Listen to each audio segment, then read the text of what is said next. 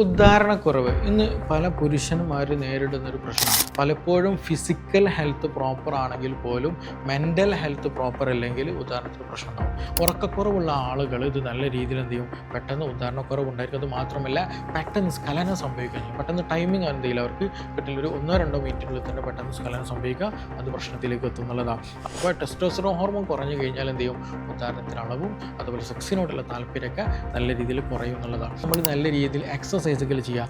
Kegel exercise പറഞ്ഞ വ്യായാമമാണ്. അത് നമ്മുടെ ഈ ഒരു ഭാഗത്ത് ഉണ്ടാകുന്ന മസിൽസുകളൊക്കെ സ്ട്രെങ്ത് കിട്ടാനും സർക്കുലേഷൻ ഇമ്പ്രൂവ് ആകാനൊക്കെ നന്നായിട്ട് ഹെൽപ്പ് ചെയ്യുന്നതാണ്.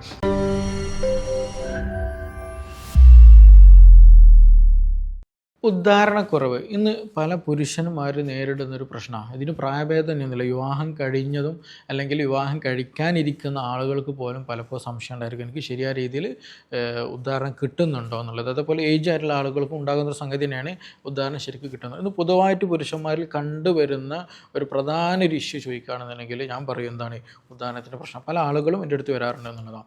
അപ്പോൾ ഈ ഉദ്ധാരണത്തിൻ്റെ പ്രശ്നങ്ങൾ എടുത്ത് നോക്കുന്ന സമയത്ത് പലപ്പോഴും ഫിസിക്കൽ ഹെൽത്ത് പ്രോപ്പർ ആണെങ്കിൽ പോലും മെൻ്റൽ ഹെൽത്ത് പ്രോപ്പർ അല്ലെങ്കിൽ ഉദാഹരണത്തിന് പ്രശ്നം ഉണ്ടാവും. ഇനി അതേപോലെ തിരിച്ചെന്ത് ചെയ്യുന്നുണ്ട്, ചില ആളുകൾക്ക് ഫിസിക്കൽ ഹെൽത്ത് പ്രോപ്പർ അല്ല എന്നുണ്ടെങ്കിലും അത് റിലേറ്റഡ് ആയിട്ടും എന്ത് ചെയ്യും, ഉദാഹരണം പ്രശ്നങ്ങൾ ഉണ്ടാകാറുണ്ടെന്നുള്ളതാണ്. അപ്പോൾ ഇവിടെ നമുക്ക് വരുന്നൊരു കൺഫ്യൂഷൻ എന്താണെന്ന് വെച്ചിട്ടുണ്ടെങ്കിൽ എൻ്റെ പ്രശ്നം എന്താണ്, ഈ ഒരു ഉദാഹരണക്കുറവ് ഉണ്ടാകാനുള്ള റീസൺ എന്താണെന്നുള്ളത് പലപ്പോഴും നമുക്കവിടെ ഫൈൻഡ് ഔട്ട് ചെയ്യാൻ പറ്റില്ല. എന്താണ് റീസൺ എന്ന് നമുക്കത് ഫൈൻഡ് ഔട്ട് ചെയ്യാൻ പറ്റില്ല എന്നുള്ളതാണ്. അപ്പോൾ ഇന്ന് ഇവിടെ നമ്മൾ ഡിസ്കസ് ചെയ്യാൻ പോകുന്നത് എന്താണ് ഉദാഹരണക്കുറവ്, അതേപോലെ തന്നെ ഇതിനുള്ള കാരണങ്ങൾ എന്തൊക്കെയാണ്, അതിന് വേണ്ടിയിട്ട് ഇത് മാറിക്കിട്ടാൻ നമുക്ക് എന്തൊക്കെ ടെക്നിക്കുകൾ നമുക്ക് ചെയ്യാൻ പറ്റും, ഭക്ഷണത്തിൽ എന്തൊക്കെ ക്രമീകരണങ്ങൾ കൊണ്ടുവരാൻ പറ്റും എന്നതിനെ കുറിച്ചിട്ടൊക്കെയാണ് ഇന്നിവിടെ നമ്മൾ ഡിസ്കസ് ചെയ്യാൻ പോകുന്നത്. എൻ്റെ പേര് doctor Siraj, medical officer, QNB health care, Thamarassery. ഈ നേരത്തെ ഞാൻ പറഞ്ഞതുപോലെ തന്നെ ഉദ്ധാരണക്കുറവ് എന്ന് പറയുന്നത് പല ആളുകളും ഇന്ന് നേരിടുന്നൊരു പ്രശ്നമാണ്.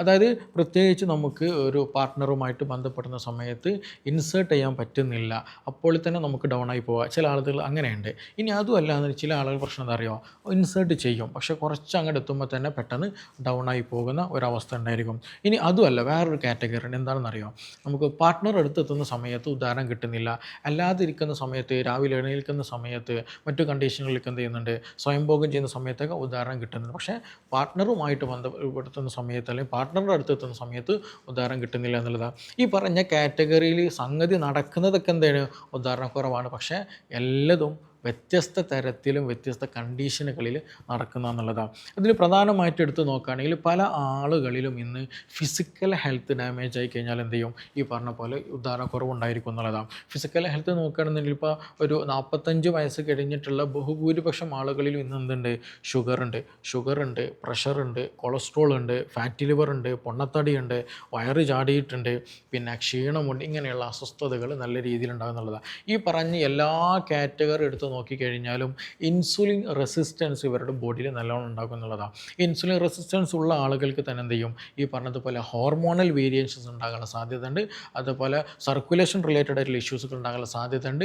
ഈ പറഞ്ഞതുപോലെ ഉദാഹരണത്തിലുള്ള സാധ്യത വളരെ നല്ല രീതിയിൽ കുറയും എന്നുള്ളത് തന്നെയാണ്. അപ്പോൾ അതുകൊണ്ട് തന്നെ ഇങ്ങനെയുള്ള എന്തെങ്കിലും ഫിസിക്കൽ ഹെൽത്ത് പലപ്പോഴും പല ആളുകളും നേരിടുന്ന പ്രശ്നം എന്താ വെച്ചിട്ടുണ്ടെങ്കിൽ ഷുഗർ കൂടി കഴിഞ്ഞിട്ടുണ്ടായിരിക്കും, അല്ലെങ്കിൽ അറ്റാക്ക് വന്നിട്ട് മെഡിസിൻ എടുക്കുന്നുണ്ട്. അപ്പോൾ ഡോക്ടർ ഇനി എനിക്ക് ഉദാഹരണം കിട്ടൂലേ, ഇനി ഇത് പ്രശ്നമാകുമോ, ഇനി എനിക്ക് സാറ്റിസ്ഫാക്ഷൻ കിട്ടൂല, ഭാര്യയെ തൃപ്തിപ്പെടുത്താൻ പറ്റില്ല എന്നുള്ള രീതിയിൽ പലപ്പോഴും ഒരു ഡൗട്ട്ഫുൾ ആയിട്ട് വരുന്ന ഒരു ക്വസ്റ്റ്യനാണ്, എപ്പോഴും വരുന്ന ഒരു ചോദ്യമാണ്. പക്ഷേ അതൊക്കെ നമുക്ക് എന്ത് ചെയ്യാൻ പറ്റും, മെഡിസിനും മറ്റു കാര്യങ്ങളൊക്കെ ഉപയോഗിച്ചിട്ട് എക്സസൈസ് ചെറിയ രൂപത്തിലൊക്കെ ചെയ്തിട്ട് നമുക്ക് എന്ത് ചെയ്യാൻ പറ്റും, പഴയ രീതിയിലേക്ക് തന്നെ കുറേയൊക്കെ നമുക്ക് മാറ്റിക്കൊണ്ടുവരാൻ പറ്റും എന്നുള്ളതാണ്. അപ്പോൾ ഹെൽത്ത് വളരെ ഇമ്പോർട്ടൻ്റ്, അതായത് ഫിസിക്കൽ ഹെൽത്ത് നമ്മൾ നല്ല രീതിയിൽ മെയിൻറ്റെയിൻ ചെയ്യണം എന്നുള്ളതാണ്. ഒന്ന്, ആരോഗ്യമൊന്നും ഇല്ലാത്ത ഒരു കണ്ടീഷനിൽ പോകണം. രണ്ട്, നമ്മൾ ഇപ്പോൾ ചില ആളുകൾക്ക് ഫിസിക്കൽ ഹെൽത്ത് മീൻസ് വേറെ മെഡിസിനോ കാര്യങ്ങളൊന്നും കഴിക്കുന്നില്ല, വേറെ പ്രശ്നങ്ങളൊന്നുമില്ല, ഈ പറഞ്ഞ പോലെ പണ്ടത്തെ കൊളസ്ട്രോൾ കാര്യങ്ങളൊന്നുമില്ല. പക്ഷേ എന്നിട്ട് പോലും ഈ ഒരു പ്രശ്നം വരുന്നുണ്ടെങ്കിൽ നിങ്ങൾ ശ്രദ്ധിക്കുക, സ്ലീപ്പ് വളരെ ഫാക്ടറാണ്. ഉറക്കക്കുറവുള്ള ആളുകൾ ഇത് നല്ല രീതിയിൽ എന്ത് ചെയ്യും, പെട്ടെന്ന് ഉദാഹരണക്കുറവ് ഉണ്ടായിരിക്കും. അത് മാത്രമല്ല പെട്ടെന്ന് സ്ഖലനം സംഭവിക്കുകയും ചെയ്യും. പെട്ടെന്ന് ടൈമിംഗ് എന്തെങ്കിലും അവർക്ക് കിട്ടില്ല, ഒരു 1-2 മിനിറ്റിനുള്ളിൽ തന്നെ പെട്ടെന്ന് സ്ഖലനം സംഭവിക്കുക, അത് പ്രശ്നത്തിലേക്ക് എത്തുന്നുള്ളതാണ്. അപ്പോൾ അത് നമ്മൾ നല്ല രീതിയിൽ ശ്രദ്ധിക്കേണ്ട മറ്റൊരു കാര്യമാണെന്നുള്ളതാണ്. ഉറക്കം കുറഞ്ഞു കഴിഞ്ഞാൽ നമ്മുടെ ഹോർമോണൽ ഇംബാലൻസും ബോഡിയിൽ നല്ലോണം ഉണ്ടാകും.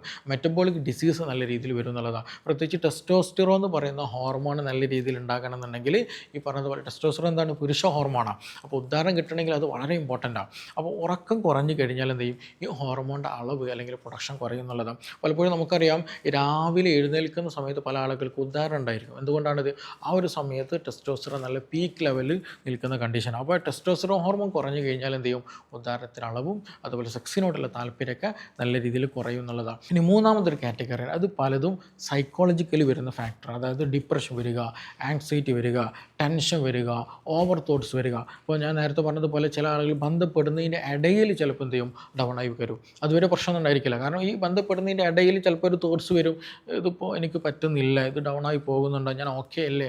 ആ ഒരു കൺഫ്യൂഷൻ വരുന്ന സമയത്തിന് എന്ത് ചെയ്യും, ഈ പറഞ്ഞതുപോലെ ഉദാഹരണം നഷ്ടപ്പെട്ടു പോവുകയും പിന്നെ ബന്ധപ്പെടാൻ പറ്റാതിരിക്കുന്ന ഒരു കണ്ടീഷൻ വരും എന്നുള്ളതാണ്. അപ്പോൾ അത് നല്ല രീതിയിൽ ശ്രദ്ധിക്കണം എന്നുള്ളതാണ്. ഇനി അതേപോലെ തന്നെ മറ്റൊരു കാറ്റഗറി എന്താണ്, രാവിലെ എഴുന്നേൽക്കുന്ന സമയത്ത് ഉദാഹരണം, മറ്റു പല കണ്ടീഷനുകൾ ഉദാഹരണം, പക്ഷേ പാർട്ട്ണറുമായിട്ട് ബന്ധപ്പെടാൻ നിൽക്കുന്ന സമയത്ത്, പാർട്ട്ണറുടെ അടുത്ത് നിൽക്കുന്ന സമയത്ത് ഉദാഹരണം കിട്ടുന്നില്ല എന്നുള്ളത്. അപ്പോൾ അവിടെ നമ്മൾ ശ്രദ്ധിക്കാനുള്ളത് പലപ്പോഴും തൻ്റെ പാർട്ട്ണറുമായിട്ടൊരു പ്രോപ്പർ കമ്മ്യൂണിക്കേഷൻ ഇല്ല, നിങ്ങൾ തമ്മിൽ ഒരു സ്വരച്ചേർച്ച ഇല്ലാത്തത് കാരണമായിട്ടാണ് അത് ഉണ്ടാകുന്നത്. കാരണം ആ റൂമിൽ എത്തുന്ന സമയത്ത് പല നെഗറ്റീവ് തോട്ട്സ് വരുന്നുണ്ട്, പല സംസാരങ്ങൾ, അനാവശ്യ സംസാരങ്ങൾ വരുന്നുണ്ട്, പല ചിന്തകൾ വരുന്നുണ്ട്. അപ്പോൾ അതുകൊണ്ട് തന്നെ മനസ്സൊരു ഭാഗത്തും ശരീരം ഒരു ഭാഗത്ത് നിൽക്കുന്ന സമയത്ത് നമുക്ക് ശരിയായ രീതിയിൽ കൺട്രോൾഡ് ആയിട്ടുള്ള ഒരു സെക്സ് നമുക്ക് പ്രാക്ടീസ് ചെയ്യാൻ പറ്റില്ല. അപ്പോൾ അത് നമ്മൾ എന്ത് ചെയ്യണം, പാർട്ട്ണറുമായിട്ട് ഡിസ്കസ് ചെയ്യാനുള്ള വിഷയമാണെങ്കിൽ അത് പ്രോപ്പറായിട്ട് കമ്മ്യൂണിക്കേറ്റ് ചെയ്തിട്ട് അത് ഹീൽ ചെയ്യാൻ തന്നെയാണ് അത്യാവശ്യം. ചില ആളുകൾ ചിലപ്പോൾ എന്താ വെച്ചിട്ടുണ്ടെങ്കിൽ പാർട്ട്ണർ, അതായത് ഫീമെയിൽ പാർട്ട്ണർ ചിലപ്പം ഇവരെ തളർത്തി കളയും. അതായത് ഇനി നിങ്ങൾക്ക് ഏജ്ഡായി, നിങ്ങൾക്ക് ഇനി പ്രായമായി, ഇനി ഇത് പറ്റത്തില്ല, നിങ്ങൾക്ക് ബുദ്ധിമുട്ടാണ്, ഇനി ആവില്ല എന്നുള്ള ആ ഒരു ഇത് പറയലോട് കൂടിയിട്ട് പുരുഷൻ എന്ത് ചെയ്യും, ഡൗൺ ആയി കളയും, മെയിൽ പാർട്ട്ണർ ഡൗൺ ആയി കളയും. അപ്പോൾ അങ്ങനെയുള്ള കണ്ടീഷൻ ഉണ്ടാകരുത്. അപ്പോൾ അവിടെയൊക്കെ നമ്മൾ ഫീമെയിൽ പാർട്ട്ണറും മെയിൽ പാർട്ട്ണർ രണ്ടുപേരും അറിയണം ഇതെന്തുകൊണ്ടാണ് വരുന്നത്, ഇതെങ്ങനെ മാനേജ് ചെയ്യണം. കാരണം സെക്ഷൽ ലൈഫ് എന്ന് പറയുന്നത് രണ്ട് വ്യക്തികൾ തമ്മിലുള്ള എന്താണ് ഒരു ഇടപാട്, അല്ലെങ്കിൽ അവർ തമ്മിലുള്ളതാണ്. ഏതെങ്കിലും ഒരാൾ മാത്രം അടങ്ങിയിട്ടുള്ള ഒരു പ്രോഗ്രാം അല്ല എന്നുള്ളത് നമ്മൾ എന്ത് ചെയ്യണം, തിരിച്ചറിയണം എന്നുള്ളതാണ്. അപ്പോൾ ഇനി ഇത് ഇല്ലാതിരിക്കാൻ നമുക്ക് സിമ്പിളായിട്ട് ചെയ്യാൻ പറ്റുന്ന കുറച്ച് കാര്യങ്ങൾ. ഒന്ന്, നമ്മൾ നല്ല രീതിയിൽ എക്സസൈസുകൾ ചെയ്യുക.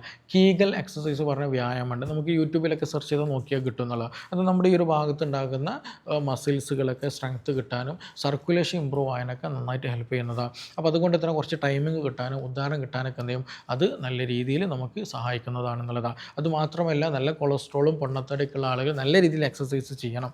എന്തിനു വേണ്ടിയിട്ടുള്ളതാണ്, കൊളസ്ട്രോൾ കുറയാനും അതേപോലെ തന്നെ ചിലപ്പോൾ നമ്മുടെ ബ്ലോക്കുകളൊക്കെ ഉണ്ടായിട്ടുണ്ടായിരിക്കും, നമ്മുടെ പെനിസിലേക്ക് പോകുന്ന, ലിംഗത്തിലേക്ക് പോകുന്ന രക്തക്കുഴലുകളിലൊക്കെ കൊളസ്ട്രോൾ വന്നു കൂടി അടഞ്ഞിട്ട് അവിടെ ബ്ലോക്ക് ആയിട്ടുണ്ടെന്നുണ്ടെങ്കിൽ എന്ത് ചെയ്യും, ഉദാഹരണം ശരിക്കും കിട്ടൂല. അപ്പോൾ അതുകൊണ്ട് തന്നെ നമുക്ക് കൊളസ്ട്രോൾ കളയണമെന്നുണ്ടെങ്കിൽ, ഫാറ്റ് കുറയ്ക്കണമെന്നുണ്ടെങ്കിൽ എന്ത് ചെയ്യണം, നല്ല രീതിയിൽ ജോഗിങ്, അതേപോലെ സ്വിമ്മിങ്, സൈക്ലിങ്, ഇങ്ങനെയുള്ള എക്സസൈസുകൾ നല്ല രീതിയിൽ, എയറോബിക് എക്സസൈസുകൾ നല്ല രീതിയിൽ ചെയ്യണം എന്നുള്ളതാണ്. ഇനി നിങ്ങൾക്ക് നല്ല രീതിയിൽ ഹാർട്ട് അറ്റാക്കും മറ്റൊക്കെ കഴിഞ്ഞ ആളാണെന്നുണ്ടെങ്കിൽ എന്ത് ചെയ്യണം, നല്ല രീതിയിൽ ശ്രദ്ധിക്കണം. കാരണം ഡോക്ടറോട് ചോദിച്ചിട്ട് മാത്രമേ ഈ പറഞ്ഞിട്ടുള്ള എക്സസൈസുകൾ നമുക്ക് ചെയ്യാൻ കഴിയൂ എന്നുള്ളതാണ്. അപ്പോൾ ആ നല്ല രീതിയിൽ എന്ത് ചെയ്യുക, നമ്മൾ വ്യായാമം ചെയ്യുക എന്നുള്ളതാണ്. അതേപോലെ തന്നെ നല്ല രീതിയിൽ പ്രോപ്പറായിട്ട് ഉറങ്ങുക എന്നുള്ളത് ഞാൻ നേരത്തെ പറഞ്ഞല്ലോ, ഉറക്കം വളരെ ഇമ്പോർട്ടൻ്റ് ആണ്, ഇല്ലാന്നുണ്ടെങ്കിൽ പ്രശ്നമാണ്. അതേപോലെ തന്നെ സ്ട്രെസ്സ്, നമ്മളെപ്പോഴും റൂമിലേക്ക് എത്തുമ്പോൾ ചിലപ്പോൾ നമുക്ക് പാർട്ട്ണറുമായിട്ടൊരു പ്രശ്നം ഉണ്ടാവില്ല, നല്ല ഹാപ്പി നല്ല മൂഡിലായിരിക്കും ഉണ്ടാവുക. പക്ഷേ ചിലപ്പോൾ നമ്മുടെ ബിസിനസ് റിലേറ്റഡ് ആയിട്ടോ അല്ലെങ്കിൽ മറ്റേതെങ്കിലും പേഴ്സൺസ് റിലേറ്റഡ് ആയിട്ടോ മറ്റ് ഫാമിലി ഇഷ്യൂസ് കാരണമൊക്കെ ആയിട്ട് ചിലപ്പോൾ കൺഫ്യൂഷനുകൾ, പ്രശ്നങ്ങളുണ്ടായിരിക്കും. അപ്പോൾ ബെഡ്റൂമിലേക്ക് എത്തുന്ന സമയത്ത് ഇങ്ങനെയുള്ള ചിന്തകൾ, ഇങ്ങനെയുള്ള തോട്ട്സുകൾ നമ്മൾ നിർബന്ധമായിട്ട് ഒഴിവാക്കണം. അപ്പോൾ അതുകൊണ്ടാണ് പലപ്പോഴും നമ്മൾ പറയാറുള്ളത് പേഷ്യൻസിനോട്, നിങ്ങൾ എന്ത് ചെയ്യണം, സെക്സ് ബന്ധപ്പെടുന്നതിന് മുന്നേ ഫോർപ്ലേ വളരെ ഇമ്പോർട്ടൻ്റ് ആണ്. പലപ്പോഴും വിവാഹം കഴിഞ്ഞ് ആ ഒരു സമയത്ത് ഫോർപ്ലേ നല്ല എൻഗേജ്ഡ് ആയിരിക്കും, പക്ഷേ കുറച്ചങ്ങോട്ട് കഴിയുമ്പോൾ ഫോർപ്ലേക്ക് പലരും പ്രാധാന്യം കൊടുക്കാറില്ല. അത് ചെയ്യരുത്, അത് നല്ലോണം ശ്രദ്ധിക്കണം. ഫോർപ്ലേ നല്ലോണം എൻഗേജ്ഡ് ആകുന്നതിന് ഒരു പ്രധാന ഉദ്ദേശം, അല്ലെങ്കിൽ അത് നമുക്ക് ഹെൽപ്ഫുൾ ആകുന്നത് നമുക്ക് ആ സെക്സിനോട് നമ്മൾ രണ്ടുപേരും മാനസികമായിട്ടും ശാരീരികമായിട്ടും അടുക്കുന്ന ഒരു എഫക്റ്റാണെന്നുള്ളതാണ്. അപ്പോൾ ആ ഒരു സമയത്ത് നമുക്ക് എന്തെങ്കിലും എക്സസ് ആയിട്ട് എന്തെങ്കിലും തോട്ട്സുകളുണ്ട്, വേണ്ടാത്ത ചിന്തകൾ വരുന്നുണ്ട്, മൈൻഡ് കൺട്രോൾ ഇല്ല എന്നുണ്ടെങ്കിൽ അതൊക്കെ നമുക്ക് ഒഴിവാക്കാൻ പറ്റും. അപ്പോൾ ബെഡ്റൂമിലേക്ക് എത്തുന്ന സമയത്ത് സെക്സ് റിലേറ്റഡ് ആയിട്ട് നിങ്ങൾ ബന്ധപ്പെടാൻ ഉദ്ദേശിക്കുന്ന ദിവസങ്ങളിൽ പ്രത്യേകിച്ച് എന്ത് ചെയ്യുക, അതുമായിട്ട് ബന്ധപ്പെട്ട കമ്മ്യൂണിക്കേഷൻസ് മാത്രം ഫോക്കസ് ചെയ്യുക എന്നുള്ളത് തന്നെയാണ്. അത് ഫോക്കസ് ചെയ്യുന്ന സമയത്ത് പ്രോപ്പറായിട്ട്. അതിൻ്റെ കൂടെ തന്നെ എന്ത് ചെയ്യണം, പാർട്ട്ണറുടെ എന്ത് ചെയ്യണം സപ്പോർട്ടും കൂടെ ഉണ്ടെന്നുണ്ടെങ്കിൽ അത് നല്ല രീതിയിൽ നമുക്ക് മെയിൻറ്റെയിൻ ചെയ്യാൻ പറ്റും എന്നുള്ളതാണ്. ഇനി അതേപോലെ നമ്മൾ ശ്രദ്ധിക്കണം, നല്ല ഭക്ഷണം കഴിക്കുക എന്നുള്ളതാണ്. ഭക്ഷണത്തിൽ മധുരം, അതേപോലെ ഓയിൽ കൂടിയ ഭക്ഷണങ്ങൾ, കരിച്ചത് പൊരിച്ചത് എണ്ണയിലിട്ട് വറുത്തത് അത് കംപ്ലീറ്റ് ഒഴിവാക്കുക.